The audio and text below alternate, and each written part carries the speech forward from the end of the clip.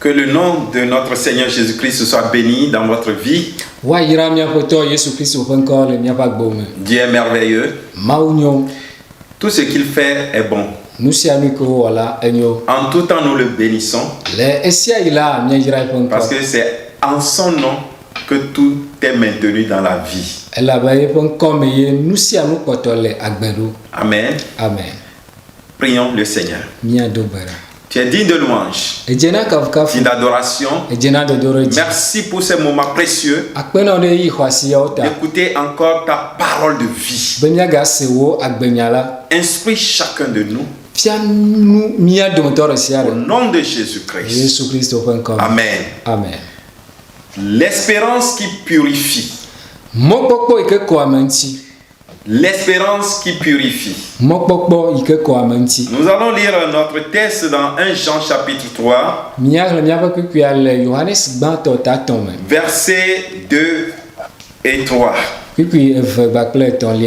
1 Jean chapitre 3, versets 2 et 3. Et la Bible dit, quiconque a cette espérance en lui se purifie comme lui-même est pur.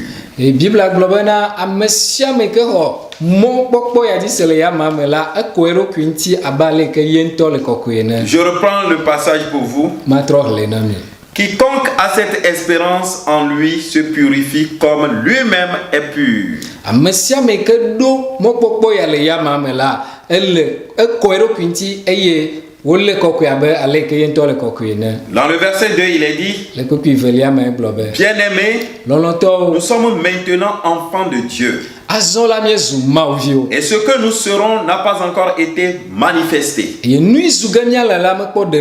Mais nous savons que lorsque cela sera manifesté,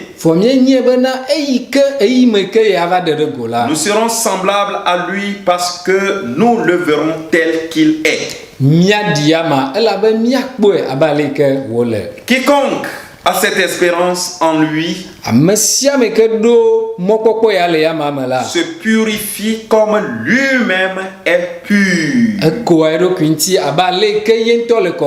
Que Dieu bénisse sa parole. Mon frère, ma soeur, ce passage que nous lisons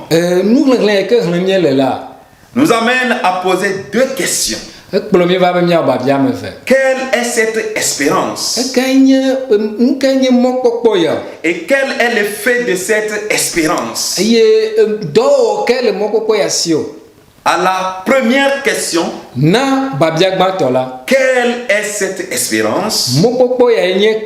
C'est l'espérance de l'apparition de Jésus-Christ. Le passage nous dit, nous savons que lorsqu'il apparaîtra, de qui s'agit-il? Il s'agit de Jésus-Christ. Parce que dans Jean 14, verset 3, il dit qu'il va nous préparer une place et quand il aura fini, il reviendra nous chercher.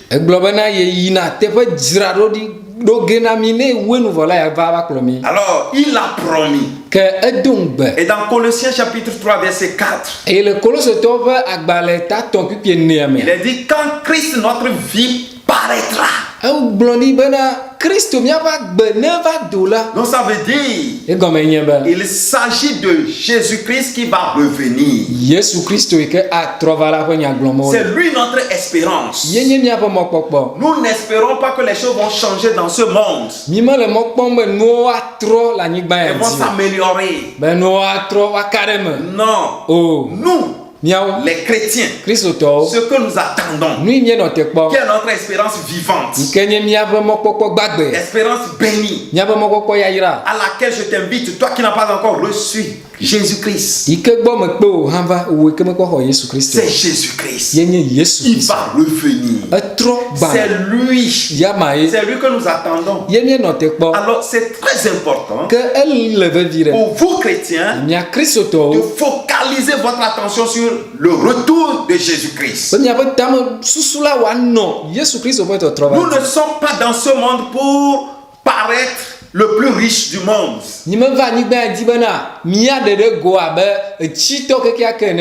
Pour qu'on nous acclame. Non, nous sommes des pèlerins. Il va revenir. C'est là notre espérance. Quelle est votre espérance? Vous devez vous focaliser sur Jésus-Christ.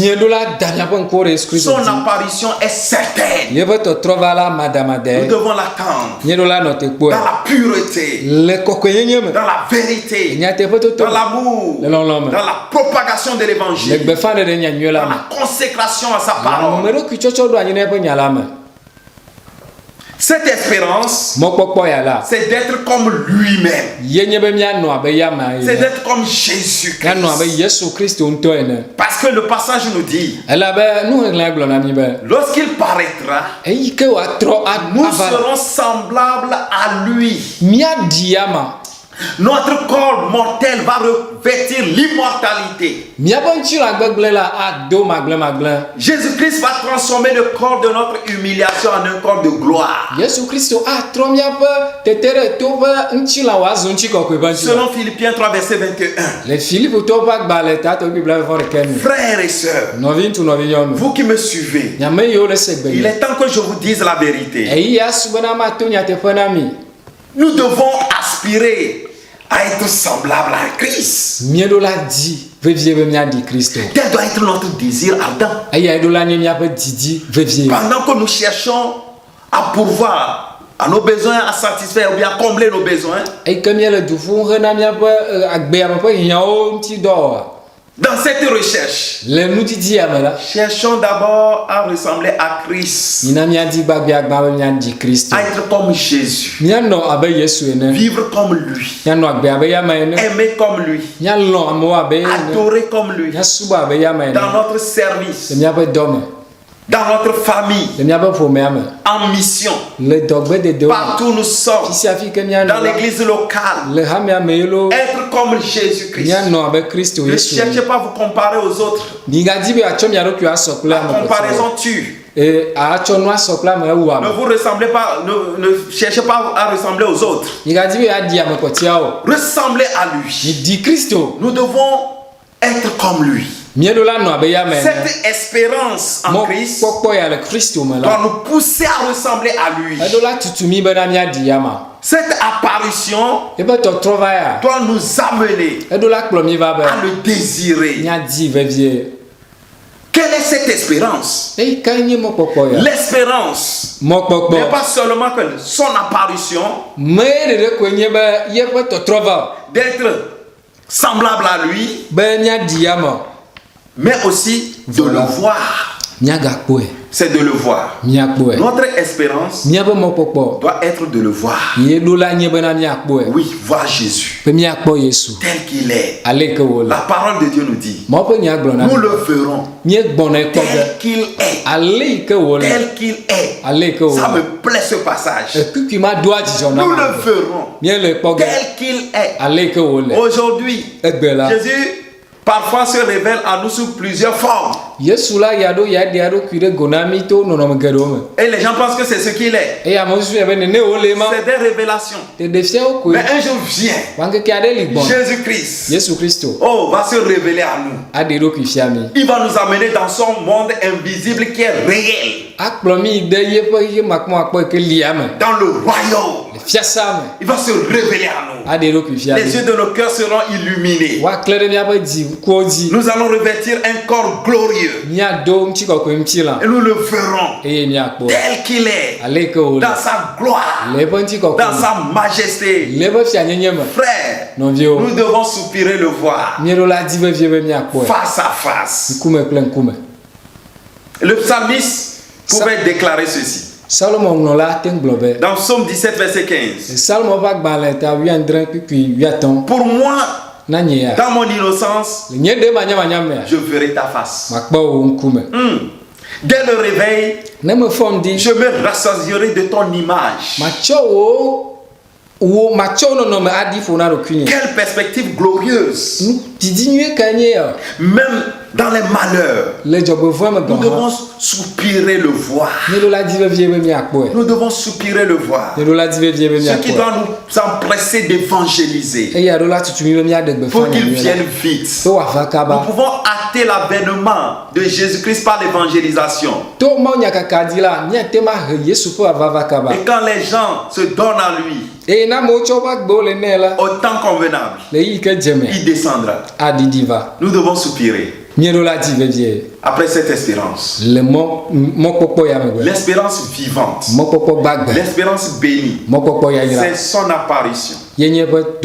Oui, son apparition. Être semblable à lui.